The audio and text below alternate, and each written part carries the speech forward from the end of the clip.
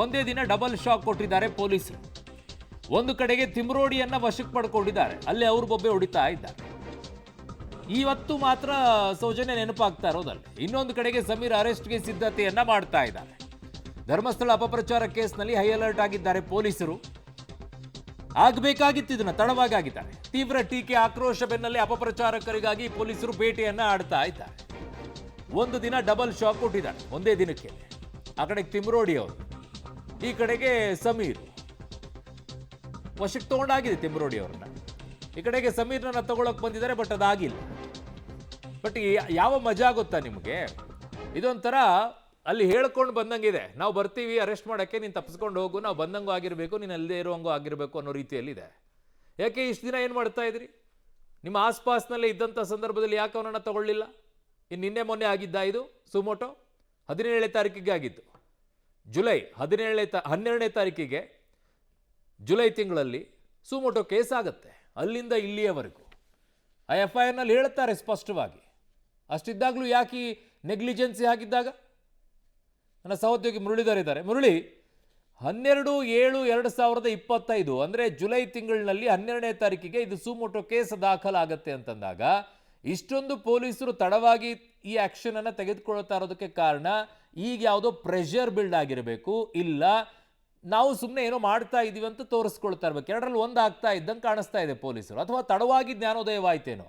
ಅರುಣ್, ಸಾಧ್ಯತೆಗಳು ಎರಡು ರೀತಿಯಲ್ಲಿ ಇರುವಂಥದ್ದು. ಯಾಕೆಂದರೆ ಪ್ರಮುಖವಾಗಿ ಈ ರೀತಿಯ ಪ್ರಕರಣಗಳಾದಂತಾಗ ಆರೋಪಿ ಸ್ಥಾನದಲ್ಲಿದ್ದಂಥವನಿಗೆ 41A ಒಂದು ನೋಟಿಸನ್ನು ಕೂಡ ಕೊಡಬೇಕು. ಆ ನೋಟಿಸನ್ನು ಕಳೆದ 3 ಬಾರಿ ನೋಟಿಸನ್ನು ಕೊಟ್ಟಿದ್ದಾರೆ ಅನ್ನೋದ್ರ ಬಗ್ಗೆ ಮಾಹಿತಿಗಳು ಸಿಗ್ತಾ ಇರುವಂಥದ್ದು. ಅಂದರೆ ಪೊಲೀಸರು ಇದರಲ್ಲಿ ತಡವಾಗಿ ತನ್ನ ಪ್ರಕ್ರಿಯೆಗಳನ್ನು ಮಾಡಿದ್ದಾರೆ ಅನ್ನೋದು ಸ್ಪಷ್ಟವಾಗಿ ಗೊತ್ತಾಗ್ತಾ ಇದೆ. ಯಾಕೆಂದರೆ ನೋಟಿಸನ್ನು 15 ದಿನದ ಅಂತರದಲ್ಲಿ 3 ಬಾರಿಯೂ ಕೂಡ ನೋಟಿಸನ್ನು ಕೊಡಬೇಕು. ಯಾವಾಗ ಆ ನೋಟಿಸನ್ನು ಕೊಟ್ಟಾದ್ರೂ ಕೂಡ ರೆಸ್ಪಾಂಡನ್ನು ಮಾಡಲ್ಲ. ರೆಸ್ಪಾಂಡನ್ನು ಮಾಡದಂಥ ಸಂದರ್ಭದಲ್ಲಿ ಆತನನ್ನು ಬಂಧನಕ್ಕೊಳಪಡಿಸುವಂಥ ಪ್ರಕ್ರಿಯೆಗಳನ್ನು ಮಾಡಬೇಕಾಗತ್ತೆ. ಯಾಕೆಂದರೆ ಆತ ಇದುವರೆಗೂ ಕೂಡ ನಿರೀಕ್ಷಣಾ ಜಾಮೀನನ್ನು ಪಡೆದುಕೊಂಡಿಲ್ಲ. ನಿರೀಕ್ಷಣಾ ಜಾಮೀನಿಗೆ ಇವತ್ತು ಅರ್ಜಿಯನ್ನು ಸಲ್ಲಿಕೆಯನ್ನು ಮಾಡಿರುವಂಥದ್ದು, ಇವತ್ತು ಆ ಕಾನೂನಿನ ಹೋರಾಟವನ್ನು ಮುಂದುವರಿಸ್ತಾ ಇರುವಂಥದ್ದು.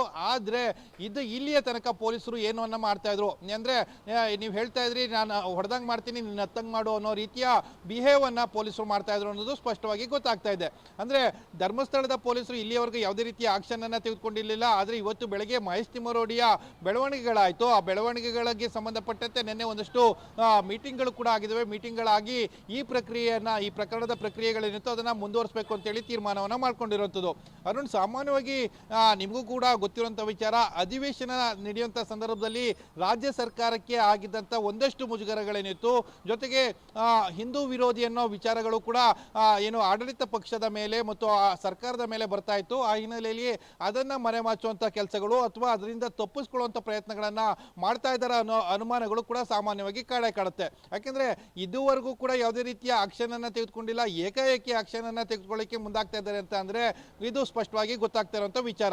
ಜೊತೆಗೆ ಇನ್ನೊಂದು, ಇದೇ ಮೊದಲ ಬಾರಿಗೆ ವಿಡಿಯೋನ ಮಾಡಿ ಆಧಾರರಹಿತವಾಗಿ ಸೃಷ್ಟಿ ಮಾಡಿ ವಿಡಿಯೋಗಳನ್ನು ಸೃಷ್ಟಿ ಮಾಡಿ ಫೇಸ್ಬುಕ್ ಅಥವಾ ಯೂಟ್ಯೂಬ್ ಅಥವಾ ಇನ್ಸ್ಟಾಗ್ರಾಮ್ಗೆ ಸೋಷಿಯಲ್ ಮೀಡಿಯಾದಲ್ಲಿ ಹಾಕಿದಂಥದ್ದಲ್ಲ. ಈ ಬಾರಿ ಸಾಕಷ್ಟು ಬಾರಿ ಹಾಕಿದ್ದಾನೆ. ಆದರೆ ಆಗೆಲ್ಲ ಕೂಡ ಪ್ರಕರಣವನ್ನು ದಾಖಲನ್ನು ಮಾಡ್ಕೊಂಡಿರಲಿಲ್ಲ. ಈಗ ನಾವು ಮಾಡ್ಕೊಳ್ತಾ ಇದ್ದಾರೆ ಅಂದರೆ ಅದು ಗೊತ್ತಾಗ್ತಾ ಇರುವಂಥ ವಿಚಾರ. ಜೊತೆಗೆ ಇನ್ನೊಂದು, SITಯಲ್ಲಿ ಆದಂಥ ಬೆಳವಣಿಗೆಗಳಿಗೆ ಸಂಬಂಧಪಟ್ಟಂತೆಯೂ ಕೂಡ ಒಂದಷ್ಟು ಸುಳ್ಳು ಸುದ್ದಿಗಳು ಪ್ರಚಾರ ಆಗ್ತಾ ಇತ್ತು, ಪ್ರಸಾರ ಮಾಡ್ತಾ ಇದ್ರು. ಅಂದರೆ ಯೂಟ್ಯೂಬ್ಗಳಲ್ಲಿ ಅವರ ವಿರುದ್ಧ ಕ್ರಮವನ್ನು ಕೂಡ ಕೈಗೊಳ್ತೀವಿ ಅಂತೇಳಿ ರಾಜ್ಯ ಸರ್ಕಾರವೂ ಕೂಡ ಹೇಳಿತ್ತು. ಈಗ ರಾಜ್ಯ ಸರ್ಕಾರದ ಒಂದು ಆದೇಶ ಏನಿತ್ತು, ಆ ಆದೇಶವನ್ನು ಯಥಾವತ್ತಾಗಿ ಈಗ ಪೊಲೀಸರು ಪಾಲನೆಯನ್ನು ಮಾಡಲಿಕ್ಕೆ ಮುಂದಾಗ್ತಾ ಇದ್ದಾರೆ ಅನ್ನೋದು ಸ್ಪಷ್ಟವಾಗಿ ಗೊತ್ತಾಗ್ತಾ ಇರುವಂಥದ್ದು. ಅರುಣ್.